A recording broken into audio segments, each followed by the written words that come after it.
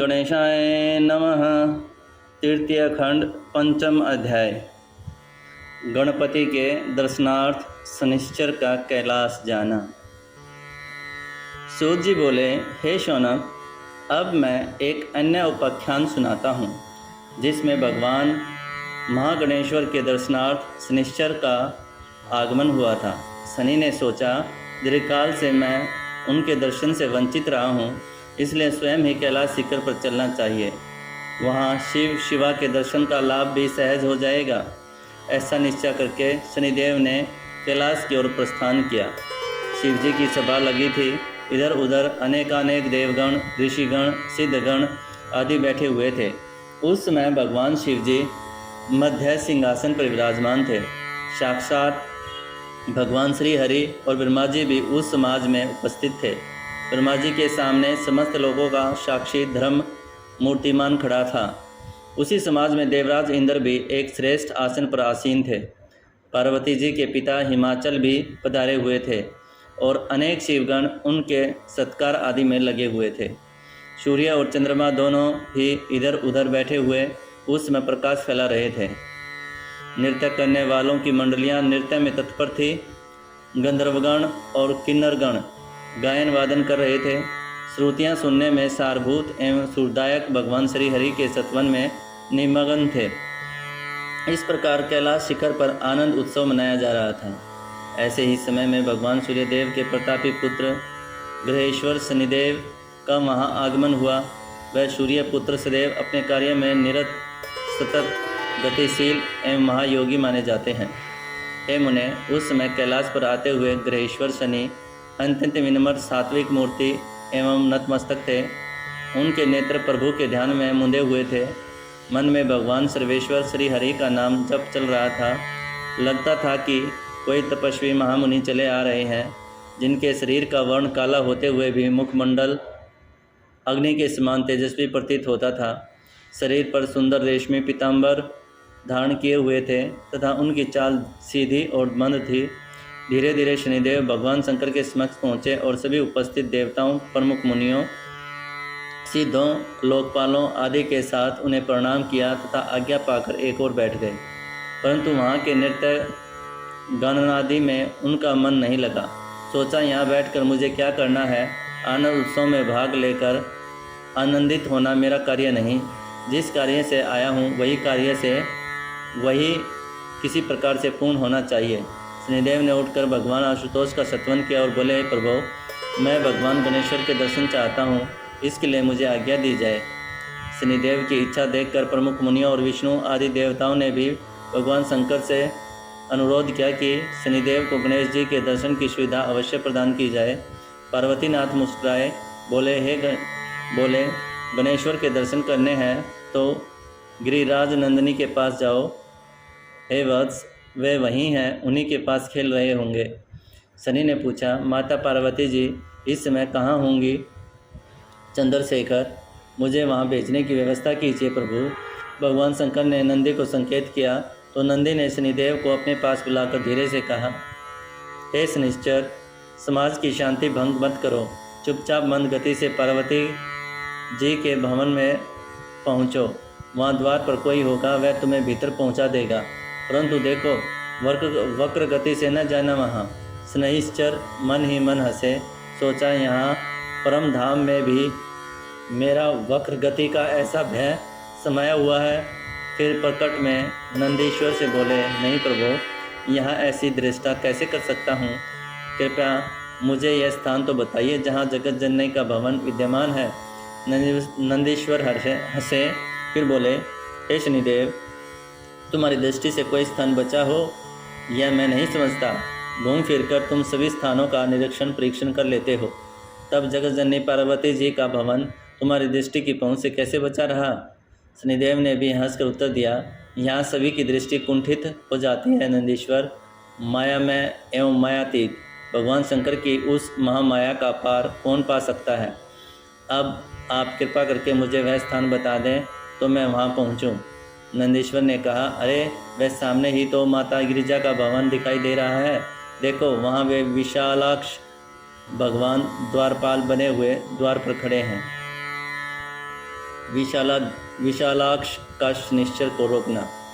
शनिश्चर ने वहाँ से उठने का उपक्रम किया और भवन की ओर चले। वास्तव में वहाँ एक अत्यंत सुंदर एवं भव्य भवन अवस्थित था। उसके चारों ओर असंख्य प्रथम गण विद्यमान थे। भवन के मुख्य द्वार पर अन्य गणों के अतिरिक्त एक विशाल नेत्र वाला सुंदर पुरुष हाथ में त्रिशूल लिए हुए खड़ा था। शनिदेव धीरे धीरे ही चल पड़े, किंतु भवन आदि को न देख सके।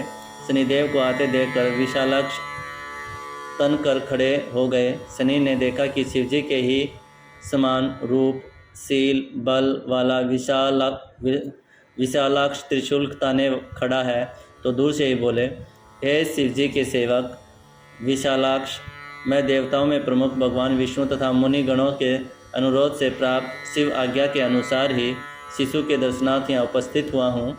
विशालाक्ष ने शनिश्चर से निवेदन पर ध्यान नहीं दिया। यह देखकर उन्होंने पुनः कहा, हे बुद्धिमान, हे वीर, आप कृपया मुझे जगत जननी पार्वती जी के पास न जाने दें। मैं केवल बालक के दर्शन करके ही वापस लौट जाऊंगा। शनि की विनम्र प्रार्थना सुनकर भी उन्हें भीतर नहीं जाने दिया। वे बोले, मैं न तो देवताओं की आज्ञा का वहन करने वाला हूँ और न शिवजी का ही सेवक हूँ। जो देवताओं का दास, विष्णु का पार्षद या शिव का किंकर है, उससे कहो। शनिदेव बड़े असमंजस में पड़े। उन्होंने सोचा, अब क्या किया जाए। कोई सामान्य पुरुष होता तो मैं उसे दृष्टि मात्र से ही तुरंत पीड़ित कर सकता था, एक और डाल देता, परंतु यह तो अद्वितीय पुरुष जान पड़ता है, जो शिवजी और वैकुंठनाथ विष्णु को भी कुछ नहीं समझता। इसलिए इसके प्रति अधिक विनम्रता का व्यवहार करना होगा। ऐसा निश्चय करके शनिश्चर ने हाथ जोड़कर प्रणाम किया और बोले, हे प्रभु, मैं आपके पद, पराक्रम और अधिकार से अनभिज्ञ था, इसी से ऐसा कह बैठा। अब आप मेरे अपराध को क्षमा कर दें, अन्यथा मेरा यहाँ तक आने का परिश्रम तो विफल होगा ही, आशा पर भी तुषारपात हो जाएगा। अतएव कृपा कीजिए प्रभु, प्रसन्न हो जाइए नाथ। विशालाक्ष प्रसन्न हो गए। उन्होंने पूछा, तुम कौन हो? बालक के दर्शन की इतनी उत्कंठा क्यों है तुम्हारे मन में? इन प्रश्नों का उत्तर मिलने पर ही कुछ प्रयास किया जा सकता है। शनिश्चर ने कुछ विचार कर कहा, हे नाथ, मैं सूर्य पुत्र शनि हूँ। अपनी कल्याण कामना से भगवान शंकर के दर्शनार्थ आया था।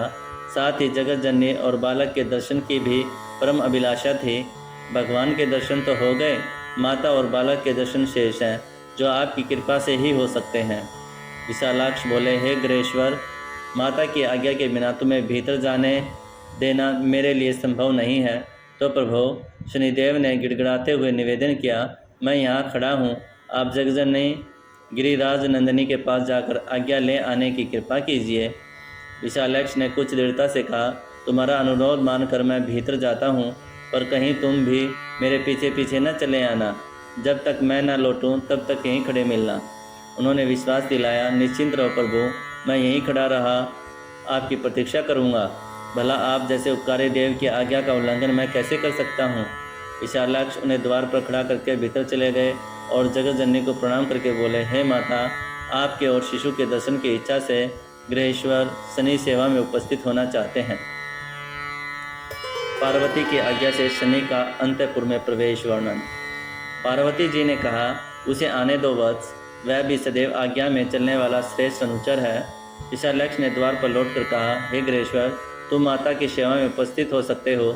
यह कहकर उन्होंने मुख्य द्वार को कुछ खोल दिया। आज्ञा मिलने से हर्षित हुए शनिदेव भीतर पहुँचे और जगत जननी उमा को देखते ही उन्हें प्रणाम कर स्तुति करने लगे। माता एक अत्युच्च रत्नमणि जड़ित श्रवण सिंहासन पर विराजमान हैं। उनके चारों ओर असंख्य देवियां खड़ी थी। 5 प्रमुख सखियां श्वेत चामरों द्वारा निरंतर उनकी सेवा कर रही थी। कुछ अन्य सखियां तांबूल भेंट कर रही थी, तो कुछ सुगंधित द्रव्य अर्पण कर रही थी। माता ने अपने देह पर अग्नि के समान तेजस्वी वस्त्र धारण किए हुए थे। गले में श्रवण रत्न आदि के दिव्य हार, हाथों में कंकण आभूषण, भुजदंड व बाजूबंद, कमर में रत्न जड़ित श्रृंखला, चरणों में नुपुर सुशोभित अद्भुत रूप राशिमयी वे माता अपने तेज से ही समस्त भवन को प्रकाशित किए हुए थे। उनकी गोद में अद्वितीय शिशु विद्यमान था। उनके समक्ष अप्सराएं और देवांगनाएं नृत्य कर रही थी। किन्नरियां और गंधर्वनियां गायन वादन कर में तल्लीन थी। इसी प्रकार भवन में अद्वितीय आनंद उत्सव मनाया जा रहा था। वातावरण सर्वत्र शांत था। समस्त नारी समाज रस विभोर हो रहा था, परंतु सिर नीचा किए रहने के कारण वह कुछ भी नहीं देख सके।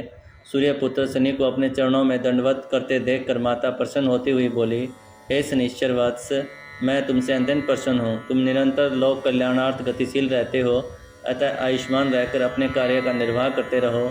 बोलो क्या चाहते हो, मैं तुम्हारी अभिलाषा सुनना चाहती हूँ। यदि कुछ इच्छा हो तो वर मांग सकते हो।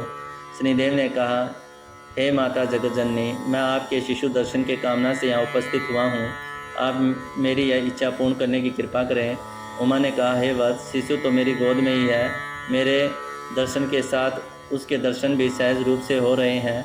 अब और कुछ चाहते हो वह भी कहो। शनिश्चर से निवेदन किया, हे मातेश्वरी, संसार में तप ही प्रधान कर्म है। सभी प्राणी अपने अपने कर्म रूप तप का ही फल भोगते हैं। शुभ या अशुभ कोई भी कर्म किसी भी कल्प में लुप्त नहीं होता। अपने ही कर्म फल रूप से में उसे देवता, दैत्य, गंधर्व, किन्नर आदि योनियों की प्राप्ति होती है। कर्म फल से ही जीव इंद्रादि की पदवी प्राप्त कर लेता है अथवा ब्रह्मा पर भृति रूप ग्रहण कर लेता है। कर्म ही उसे पशु, पक्षी, कीड़ा मकोड़ा आदि का जन्म धारण कराते हैं। कर्म ही मनुष्य देहधारी को राजा, राजमंत्री, सेनापति, आचार्य आदि बना देता है। उसी से राजा के घर में जन्म की प्राप्ति होती है। कर्म ही नीच, ऊंच, जाति, व्याधि, विपत्ति आदि में कारण होता है।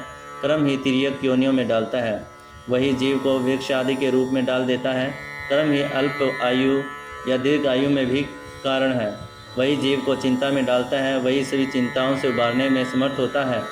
कर्म का फल ही मनुष्य को धनवान बनाता है और उसी से अपनी गांठ का धन भी निकल जाता है। कर्म से ही मनुष्य को भाई, संतान एवं स्त्री की प्राप्ति होती है। विषयों में आसक्ति अथवा अनासक्ति भी कर्म का ही फल समझो। यश, अपयश, हानि, लाभ, जीवन मरण आदि की प्राप्ति भी किए हुए कर्मों से ही होती है। सभी जानते हैं, शुभ कर्म से शुभ फल की जीव को जो कुछ भी प्राप्ति होती है, अप्राप्ति या कुप्राप्ति होती है, उस सब का कारण पूर्वकृत कर्म ही अधिक मान्य है। वर्तमान में किए जाने वाले कर्मों का फल शीघ्र मिल सकता है, किंतु उनमें जो अधिक गृहीत होते हैं उनका फल देर से ही अधिक मिलता है। यदि वर्तमान जीवन में उनका भोग किसी कारणवश प्राप्त नहीं होता तो वह अगले जन्म में भोगना होता है।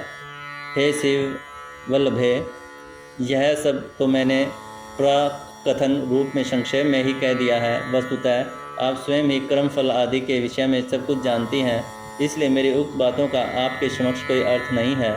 फिर भी किसी प्रसंग को प्रस्तुत करने के लिए उसका पूर्ण रूप भी कहना होता है। ओम गणेशाय नमः। पंचम अध्याय संपूर्ण।